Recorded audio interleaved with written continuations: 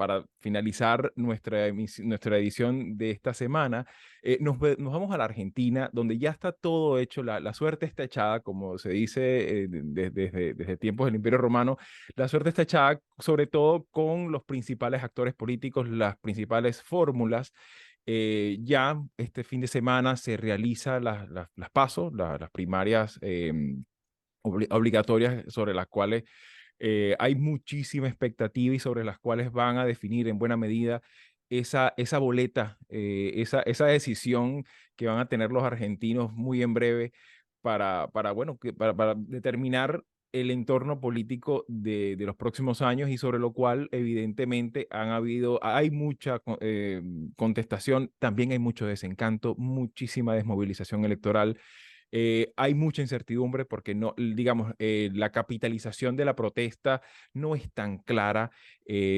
Hace poco, pues, sobre todo siempre recomendamos cada vez que tenemos oportunidad de ello, los artículos que han salido publicados en Latinoamérica 21, tanto de Diego Raus como Sara Chorosucha, Santiago Leiras, que hablan de esto, de esta complejidad, y sobre todo aquí hay un elemento que me gustaría también, obviamente como politólogo, pues el tema de las encuestas, ¿no?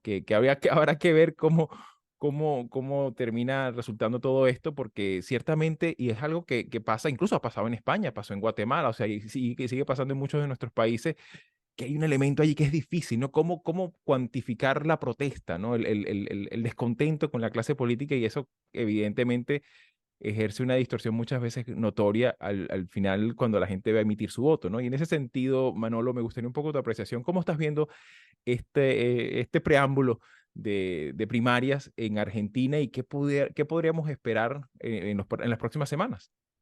Bueno, lo primero recordar a quien nos escucha que primarias, que paso es primarias abiertas, simultáneas y obligatorias para todos aquellos entre 18 y 70 años, ¿no?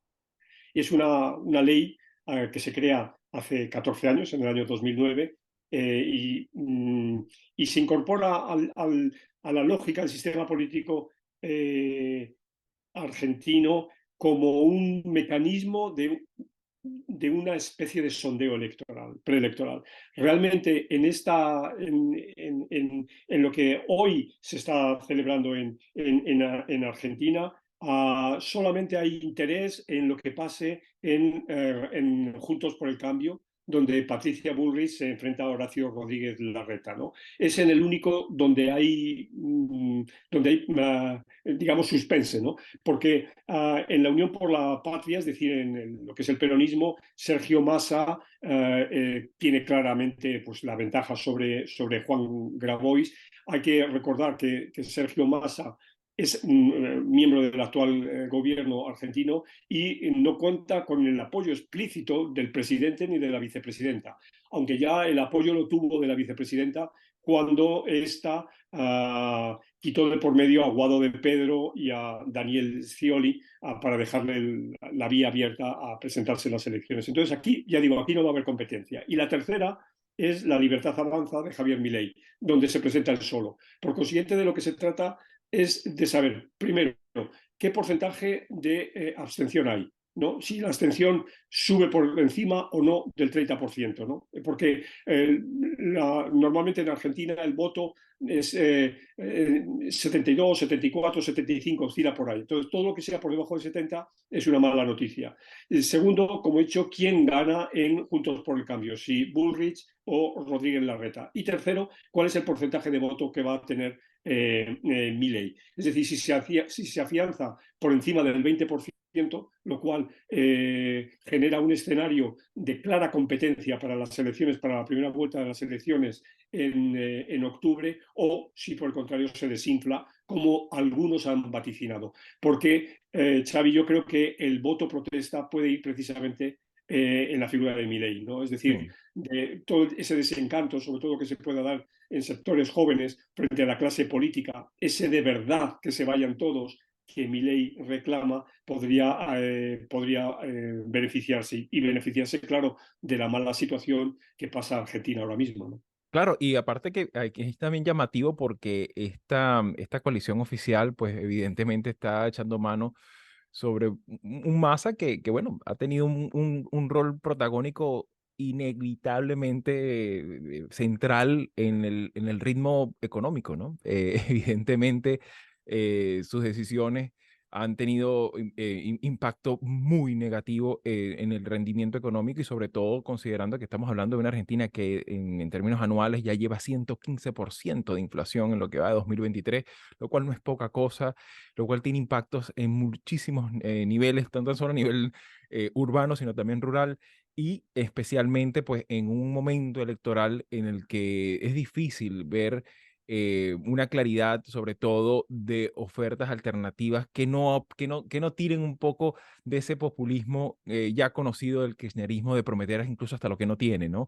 Y en ese sentido, Marisabel, me gustaría un poco tu apreciación, sobre todo considerando que, como bien acaba de indicar Manolo, tenemos a un Juntos por el Cambio en que Rodríguez Larreta y Patricia Bullrich no parecieran como que ante la opinión pública como que pudieran hacer algún tipo de alianza. Sigue un encono importante allí y sobre todo la figura pues de Milei que ciertamente pues puede recoger mucho de ese descontento. Sin embargo, en términos de práctica política es difícil ver un Milei creando, digamos, lanzando puentes, dialogando con otros sectores que no sean sus militantes, sus militantes, ¿no? Y en ese sentido, Marisabel, ¿cómo miras tú este escenario argentino de estos días?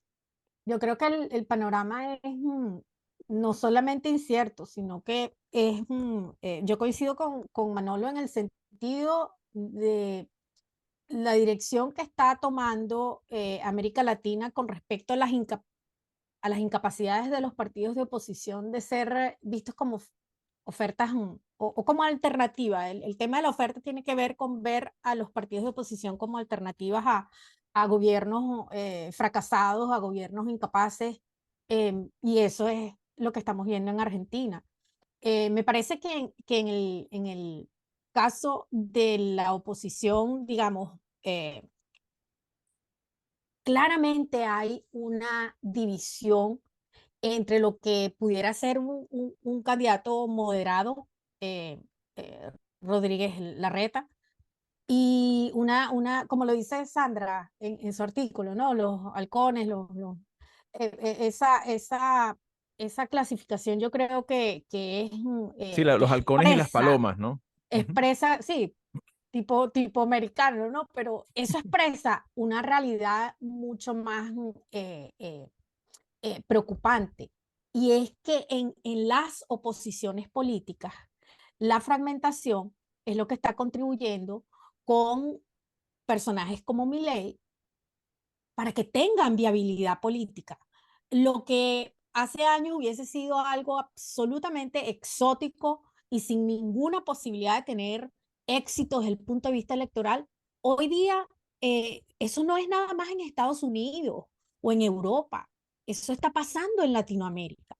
Esos candidatos extremos, radicales, Colombia estuvo a punto, si no es porque la gente entendió que el menos malo tenía que salir al frente. Y esa es la disyuntiva que tienen los argentinos este domingo.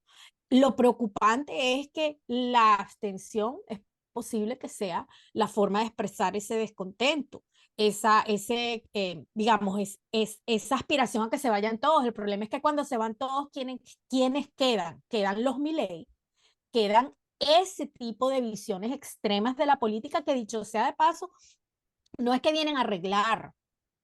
Esas visiones extremas realmente no tienen un proyecto político que no sea destruir, acabar con lo que se entiende que es el problema, que muchas veces es simplemente una institucionalidad muy mal dirigida, sin ningún tipo de liderazgo político. Pero Claro, y esos son los riesgos. claro, y sobre todo que uno examina un poco poniéndole un poco la lupa pues al elemento también organizativo de este partido, La Libertad Avanza, pues y ahí como uno nota pues unas graves deficiencias en lo estructural, en la parte, hasta en lo programático, ¿no? Y evidentemente pues esto habla de un componente que evidentemente pues, genera pues, dudas, sobre todo en el plano de cómo se podría estructurar una coalición de gobierno o incluso una fórmula electoral que invite de repente a mantener un poco ese tenor constructivo del que mencionas, ¿no? Y que evidentemente pues estos son llamados de atención sobre los cuales la sociología electoral de nuestros países debe prestar atención y sobre todo también, es como también hablaba hace poco sobre el tema de España, ¿no? El tema no está más en la responsabilidad de los partidos, ¿no? Sino también aquí hay una responsabilidad ciudadana en cómo estructurar su voto, ¿no? Y creo que eso es un poco en lo que debe estar ahorita el argentino promedio en estos días pensando y deliberando, ¿no? Así que bueno, por supuesto que sobre este tema vamos a volver llegado a su momento, vamos a ver qué termina ocurriendo este domingo y esperemos lo mejor para una nación querida que merece recuperarse, no tan solo en el plano económico, sino también en buscar la forma de reestructurar su tejido social y su confianza institucional de una democracia que en muchos aspectos tiene mucho que enseñar y seguir fortaleciendo la cultura democrática de nuestra región. Así que bueno, mis queridos, se nos ha echado el tiempo encima. Muchísimas gracias por sus apreciaciones, por su sabiduría, por compartirlas en este programa y por supuesto esperamos volvernos a escuchar la próxima semana. Igualmente, buen fin de... Hasta aquí, ¿te interesan los temas que hemos abordado? Puedes ayudarnos a seguir publicando estos fragmentos dándole like, compartiéndolos, comentando y suscribiéndote al canal. El audio de la entrevista completa lo puedes conseguir en la página latinoamerica21.com/podcast y en las principales plataformas de audio. Subimos videos nuevos todas las semanas, así que nos volveremos a ver muy pronto.